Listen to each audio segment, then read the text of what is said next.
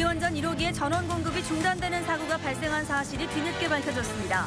일본 원전과 비슷한 중대 사고지만 한 달 넘게 숨겨온 것으로 드러났습니다.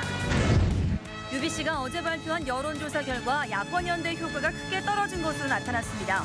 그 원인과 각 당의 반응을 취재했습니다. 길이 5m가 넘는 잉크고래가 또 혼획됐습니다. 최근 울산 앞바다에서 고래 혼획이 늘고 있는 이유를 알아봤습니다. 서울대공원이 돌고래쇼 중단을 추진하고 있지만 장생포 고래 생태체험관은 영향이 없을 것으로 보입니다. 정부가 학교폭력 근절 대책을 발표한 이후 현장의 목소리를 듣기 위해 나섰습니다. 울산에서는 복수담임제와 체육활동 확대를 두고 토론을 벌였습니다. 울산시의 문수경기장 개선 방안에 대해 축구인과 시민들이 높은 관심을 보이고 있습니다. 울산시는 올해 안에 개선 계획을 확정할 예정입니다. 대법원의 비정규직 판결 이후 모든 사내하청 근로자들이 정규직 전환을 요구하고 있습니다. 하지만 정규직 전환 대상과 법 해석을 두고 노사 간의 이견을 보이고 있습니다. 공사 하자 등을 눈감아주는 대가로 금품을 주고받은 관급공사업체 대표와 공무원이 무더기로 입건됐습니다. 여러분 안녕하십니까? 3월 13일 화요일 UBC 프라임 뉴스입니다. 고리원전 1호기에서 외부 전력 공급이 중단되는 사고가 발생한 사실이 뒤늦게 밝혀졌습니다. 네, 일본 후쿠시마 원전 사고와 비슷한 상황인데도 한 달 넘게 이 사실을 숨겨온 것으로 드러났습니다. 이다루 기자가 취재했습니다. 고리원전 1호기 고장이 발생한 건 지난달 9일 저녁 8시 34분쯤. 발전기 보호 계정기를 시험하던 중 외부 전원 공급이 끊어지면서 동시에 비상디젤 발전기까지 작동하지 않아 발전소 전원이 12분 동안이나 들어오지 않는 비상사태가 발생했습니다. 원전은 발전을 중지하더라도 원자로의 열이 남아있기 때문에 냉각수를 돌려 원자로를 식혀줘야 하지만 냉각수를 돌리는 외부 전원 공급이 끊기고 여기에다 이런 경우를 대비한 비상발전기조차 가동되지 않은 겁니다.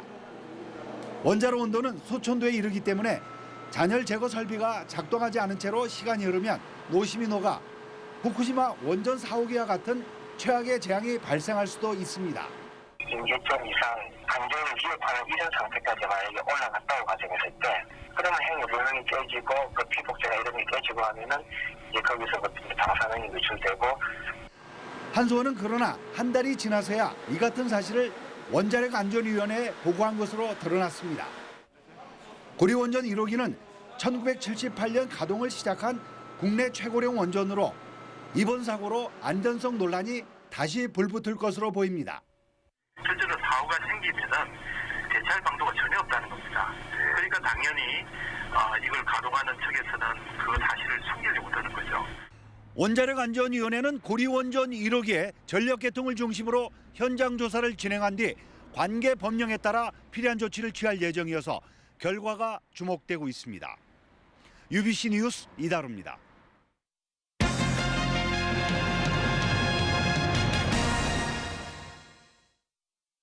UBC가 어제 발표한 여론조사에서 나타난 특징은 야권 연대의 효과가 크게 떨어졌다는 겁니다. 지난 1월 2일 UBC가 발표한 여론조사 결과와 큰 차이를 보이고 있는데요. 비교해 보도록 하겠습니다. 먼저 중구입니다. 지난 1월 당시 한나라당 후보를 찍겠다는 응답이 30.8%, 야권 단일 후보를 선택하겠다는 응답이 31.1%였습니다. 이번에는 새누리당 후보가 34.2%, 야권 단일 후보는 24.8%에 그쳤습니다. 남구을도 마찬가지입니다. 지난 1월 한나라당 후보 27.2%, 야권 단일 후보 29.8%였던 것이 36.4%와 27.2%로 역전됐습니다. 동구도 30.1%대 34.5%였던 것이 새누리당 안효대 후보 36.3%, 야권 단일 후보인 이은주 후보가 22.7%로 나타났습니다. 끝으로 울주군입니다. 29.7%대 30.7%였던 것이 이번에는 45.8%대 26.6%로 큰 격차를 보이며 역전됐습니다. 두 차례 여론조사 모두 UBC가 서울 리서치앤리서치에 의뢰해서 선거구별로 각각 500명과 400명씩을 대상으로 실시한 겁니다. 그렇다면 불과 2달여 만에 왜 이렇게 표심이 변했고 또 각 당의 반응은 어떤지 서른석 기자가 보도합니다. 우선 이번 여론조사에 나타난 가장 큰 변화는 세대 간 대결 양상이 옅어졌다는 겁니다. 지난 1월 여론조사 때는 새누리당 전신인 한나라당 후보와 야권 단일 후보 간의 가상 대결에서 세대 간의 지지가 뚜렷하게 구별됐습니다. 20대부터 40대까지는 야권 후보 지지 성향이 강했으며 50대 이상은 여당 후보를 압도적으로 지지하겠다고 밝혔습니다. 하지만 이번 여론조사에서는 중구에서만 이 같은 성향이 이어졌을 뿐 남구을과 울주군에서는 모든 연령대에서 새누리당 후보 지지도가 더 높게 나왔습니다. 특히 여론의 항배를 쥐고 있는 40대 유권자들이 중구를 제외하곤 모두 여당 후보를 더 지지하는 쪽으로 돌아섰습니다. 처음에는 이제 정권 심판론이라는 아주 단순한 논리가 국민들에게 먹혔던 게 사실입니다. 그러나 시간이 지나면서 이 야권이 좀 그 지지율이 좀 높다고 해서 좀 오만한 모습을 보이는 거 아니냐. 이명박 정부의 실정에 대한 반사 이익을 누렸던 야당 지지율이 공천 과정에서 보여준 각종 잡음으로 거품이 빠졌다는 분석입니다. 한미 FTA와 제주 해군기지 건설 등 국가 간 조약과 안보 문제에 대한 야권의 말바꾸기도 수권 능력에 대한 회의감을 들게 했다는 지적입니다. 이번 여론조사 결과에 새누리당 울산시당은 매우 만족해하면서도 각 후보들의 지지율이 너무 높게 나와 야권 지지 세력을 결집시키는 역효과가 나지 않을까 우려하는 분위기입니다. 반면 야권은 여론조사 결과에 당혹스러워하면서 야권 단일화가 지지분열한 탓에 지지층이 이탈한 것으로 보고 야권 연대 협상을 잘 마무리해 지지세 반전을 꾀할 것이라고 밝혔습니다. 이번 여론조사 결과가 채 한 달도 남지 않은 총선의 표심으로 그대로 이어진다면 야권이 필승 전략으로 내세운 후보 단일화의 효과는 그다지 크지 않을 것으로 보입니다. UBC 뉴스 선우석입니다. 현역 시당위원장의 탈당이라는 사상 초유의 사태를 맡게 된 새누리당 울산시당이 오늘 후보자 모임을 갖고 황세열 수석 부위원장 직무대행 체제로 전환하기로 했습니다. 또 최병국 의원의 탈당기는 처리하고 나머지 시구 의원들의 탈당기는 중앙당 지침과 지역 여론 등을 파악한 뒤 처리하기 위해 일단 보류했다고 밝혔습니다. 한편 최 의원은 조만간 총선 불출마를 선언할 것으로 알려졌습니다. UBC 울산방송 등 9개 민방은 오늘 부산방송에서 박근혜 새누리당 비상대책위원장을 초청해서 토론회를 가졌습니다. 이 자리에서 박근혜 비대위원장은 국가 경쟁력 차원에서 남북간 신공항은 추진할 것이지만 국민적 공감대 형성이 우선이라며 입지를 놓고 갈등이 계속되면 추진은 더욱 늦어질 것이라고 말했습니다. 9개 민방 공동 초청 토론 당대표에게 듣는다는 오늘 밤 11시 15분 UBC 울산방송을 통해 방송되며 내일은 한명숙 민주통합당 대표를 초청해서 토론회를 가질 예정입니다. 오늘 울산 앞바다에서 길이 5m가 넘는 밍크고래가 이렇게 그물에 걸린 채 혼액됐습니다. 지난달 27일과 28일에 이어서 보름 사이 벌써 세 번째 잡힌 건데요. 울산 앞바다를 봄철 고래의 이동 통로라고 하는 얘기가 실감납니다. 김규태 기자가 취재했습니다. 바닷속에 있던 밍크고래 한 마리가 방어진 위판장으로 옮겨집니다. 이 고래는 오늘 낮 12시쯤 울주군 간절곶 동쪽 25마일 해상에서 가자미를 잡기 위해 쳐놓은 그물에 걸려 죽은 채 발견됐습니다. 이번에 잡힌 고래는 길이 5.3m, 둘레 2.8m에 이릅니다. 크기가 작은 데다 죽은 지 이틀 정도 지나 여기저기 살점이 뜯겼지만 판매 가격은 무려 4,160만 원.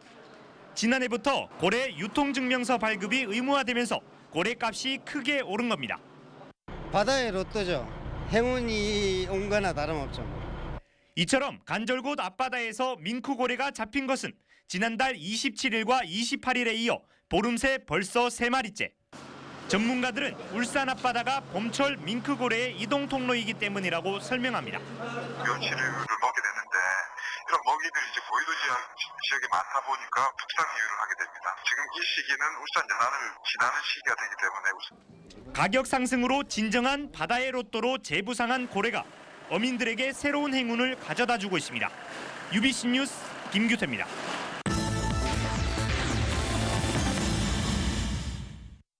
학교 폭력과 학력 인플레 해소를 위해서 중앙정부와 지자체 그리고 상공계가 손을 맞잡았습니다.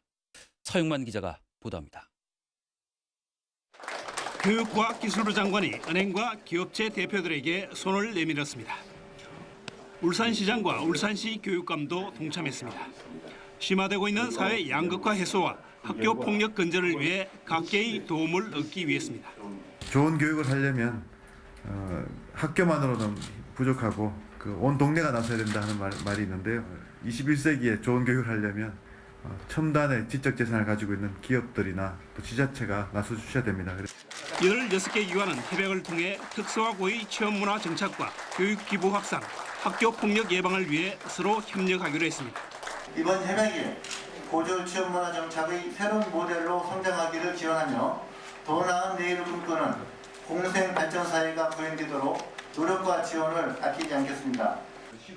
울산시와 교육청도 기술직률과 기능직 채용에서 특성화고나 마이스터고 졸업자의 비중을 늘리고 울산상인은 회원사를 상대로 채용 홍보를 강화한다는 방침입니다. 고졸에게도 희망이 있다는 것이 현실적으로 보여질 때에 우리가 안고 있는 많은 문제가 해결이 된다고 봅니다. 이주호 장관은 맞벌이 부부를 위한 사내 학부모 교실을 찾아 학교 폭력 예방을 위해 가정에서도 각별히 신경 써줄 것을 당부했습니다. 이어 전국을 돌며 열리고 있는 교육 현장 소통 프로젝트인 필통톡에도 참석해 수업머리 인성교육과 체육 수업 확대 등 교과부의 폭력 예방안에 대해 격이 없는 의견을 나눴습니다. 이번 토론회는 오는 24일 UBC 울산방송을 통해 녹화 방송되며 유튜브를 통해서도 공개될 예정입니다. UBC 뉴스 서영만입니다. 문수 경기장 개선 방안을 찾겠다는 울산시의 구상에 비상한 관심을 끌고 있습니다. 울산시는 종합적인 검토를 거쳐서 올해 안에 개선 방안을 확정한다는 계획입니다. 김익형 기자의 보도입니다. 90년대 아담한 공설운동장에서 K리그 경기를 할 때면 관중석은 가득 찼습니다. 텅 비어 보이는 문수 경기장에서 90분간 혈투를 벌이는 선수들에겐 무척 부러운 장면입니다. 관중이 있어야 축구를 하는 더 재미도 있고 관중을 위해서 하는 운동인데 관중이 일단 많이 와주시면은 제가 봤을 때는 경기력에 더욱더 큰 도움이 된다고 생각하고. 너무 큰 월드컵 경기장은 언제 와도 줄을 안 서도 경기를 볼 수 있어서 오히려 K리그의 가치를 떨어뜨리고 있습니다. 와, 저렇게 많은 사람들이 K리그를 보는구나. 나도 한번 봐야지. 이런 마음이 생기죠. 근데 비어있으면 네, 누가 보겠어. 그래서 나온 울산시의 개선 방안은 3층을 천으로 덮는 것과 3층의 시설을 개조해 유스 호스텔이나 식당, 세미나실 등을 유치하는 것입니다. 3층을 천으로 덮는 것은 가장 손쉬운 방법이며 나중에 월드컵과 같은 국제 경기를 유치하기도 쉽습니다. 하지만 활용한다는 차원에서는 시설 개조가 필수인데 이럴 경우 안전 문제와 경기장 위상 축소 문제도 고려해야 합니다. 문수 축구 경기장의 3층을 가림막을 이용한 홍보판으로 사용하는 방안과 리모델링을 통한 시설 활용 방안 등 여러 가지 사안을 놓고 울산시의 계획은 똑같은 고민을 하고 있는 다른 월드컵 개최 도시들에도 적지 않은 영향을 줄 것으로 보입니다. 울산시는 비용 문제와 법적인 검토 그리고 전문가 의견 등을 종합해서 늦어도 올해 안에는 문수구장 개선 계획을 확정한다는 방침입니다. UBC 뉴스 김익현입니다.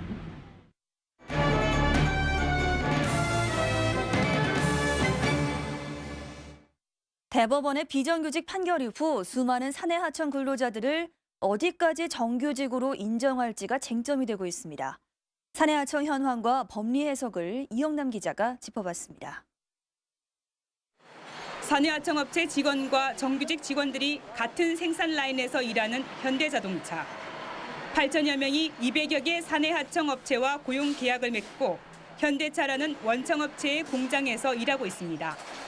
사내하청 소속으로 2년 이상 일한 최병성 씨를 현대차가 직접 고용한 것으로 봐야 한다는 대법원 판결 이후 사내하청 근로자를 어디까지 정규직으로 봐야 할지가 쟁점이 되고 있습니다. 최 씨에 대한 판결은 지난 2007년 개정된 파견법 이전 법을 적용한 것이어서 2005년 7월 이전 입사한 근로자들만 적용됩니다. 다시 말해 2007년 7월 이전에는 2년 이상 파견 근로자를 고용하면 자동으로 사용자와 직접 고용 관계라는 고용 의제가 적용됐지만 이후부턴 직접 고용해야 한다는 고용 의무로 약화돼 또 다른 법리 판단이 필요한 부분입니다. 또 사내하청 직원이 2년 이상 근무했더라도 실제 근무 방식이 도급이 아닌 파견으로 인정받아야만 정규직 전환이 가능합니다. 파견은 원청 회사가 작업을 직접 감독한다는 점에서 도급과 다르다고 법에선 구분하고 있지만 실제 작업 현장에서 구분 짓기는 쉽지 않습니다. 8,000명 예상되는데 그중에 아주 극히 일부분, 청소라든지 경비 용역을 제외한 저희 생각은 대부분의 비정규직, 수출 얘기하자면 90% 이상일 것 같은데 비정규직 다 해당되는 판결이 아닌가. 고용노동부에서도 공식 언급했듯이 이번 대법 판결은 최병수 씨 한 개인에 대한 판결이기 때문에 면밀히 분석해서 합리적이고 적절한 조치를 취해 나갈 것입니다. 이처럼 최병승 씨에 대한 판결은 노동계에 유리한 것은 분명하지만 적용 대상과 해석을 놓고 노사가 이견을 보이고 있습니다. UBC 뉴스 이영남입니다. 국고위원회는 오늘 임시회를 열고 대형마트와 기업형 슈퍼마켓의 영업시간을 제한하는 조례 개정안을 통과시켰습니다. 5월부터 발효될 예정인 이 개정안은 대형마트와 기업형 슈퍼마켓의 영업시간을 새벽 0시부터 오전 8시까지로 제한하고 매월 둘째, 넷째 일요일은 의무 휴업일로 정하는 내용 등을 담고 있습니다.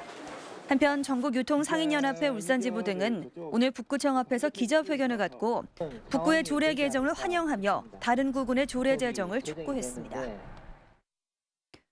서울시가 서울대공원 돌고래쇼 중단을 추진하고 있지만 장생포 고래 생태체험관 돌고래쇼는 별다른 영향이 없을 전망입니다. 남구청은 서울대공원의 돌고래는 불법 포획됐지만 고래 생태체험관의 고래는 일본에서 들여왔고 종류도 달라서 돌고래쇼에는 영향이 없을 것이라고 밝혔습니다. 한편 남구청은 다음 주쯤 일본에서 돌고래 2마리를 추가로 들여올 예정입니다. 민자부두 소유자인 태영 GLS와 울산 항운 노조가 노무 공급권을 놓고 마찰을 빚고 있는 가운데 울산지법은 오늘 노조의 농성과 부두 출입 항해는 잘못이라며 회사 측이 낸 출입 금지 가처분 신청을 인용했습니다. 법원은 이에 따라 항운 노조가 부두에서 농성을 벌이거나 부두 출입을 막을 경우 한 차례 1,000만 원씩 태영 GLS 측에 지급하라고 결정했습니다.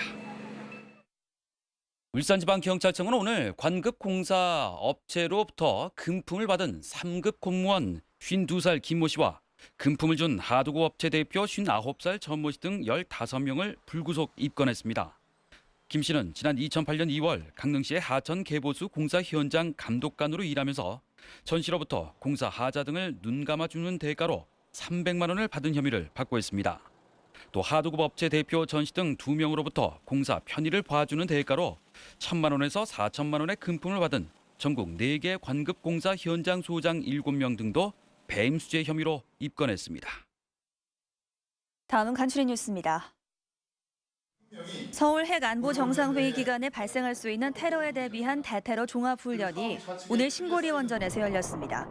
이번 훈련은 테러범이 원전을 폭파하려는 상황을 가정해서 화재 진화와 폭발물 처리, 건물 침투 테러범 진압 순으로 진행됐습니다. 울산시 상수도 사업본부는 오늘 2025년을 목표로 한 상수도 선진화 사업 보고회를 가졌습니다. 오늘 보고회에서 상수도 사업본부는 모두 4,500억 원을 투입해서 관로 복선화와 배수지 확충, 그리고 통합 수운영 시스템을 구축하겠다고 밝혔습니다. 양산 산림항공관리소는 오늘 울주군 삼남면 신화리 수정마을과 141촌 자매결연 행사를 가졌습니다. 항공관리소는 마을 주민들을 초청해서 헬기 체험 행사를 실시하고 일손 돕기와 농산물 팔아주기 운동을 전개하기로 했습니다. 오후 들어서 추위가 한결 누그러진 것 같습니다. 내일은 좀 따뜻할까요? 네, 오늘 낮 기온이 큰 폭으로 올라서 많이 포근해졌습니다. 이제 꽃샘 추위는 거의 물러간 셈인데요. 내일은 아침 기온도 서서히 영상권에 올라서겠고 낮 기온도 오늘보다 3, 4도가량 높아지겠습니다. 내일 봄 햇살도 가득한 하루가 예상됩니다. 다만 일교차가 13도가량 크게 벌어지는 만큼 옷차림에 유의하시고 건강관리도 잘 하셔야겠습니다.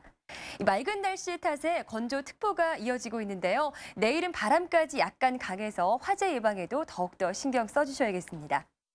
내일 중부지방은 북쪽 기압골의 영향을 받겠습니다. 이 때문에 중부지방은 흐리다가 아침부터 낮 사이 비나 눈이 오는 곳도 있겠습니다. 그 밖에 남부지방은 맑다가 오후 들어 가끔 구름만 많겠습니다. 전국적으로 오늘보다 기온이 높겠습니다. 아침 기온 서울은 2도, 대구 0도, 낮 최고 서울 9도, 대구 13도 등이 되겠습니다. 영남 지방 내일도 맑은 가운데 경북 지방은 오후 들어 가끔 구름 많겠고요.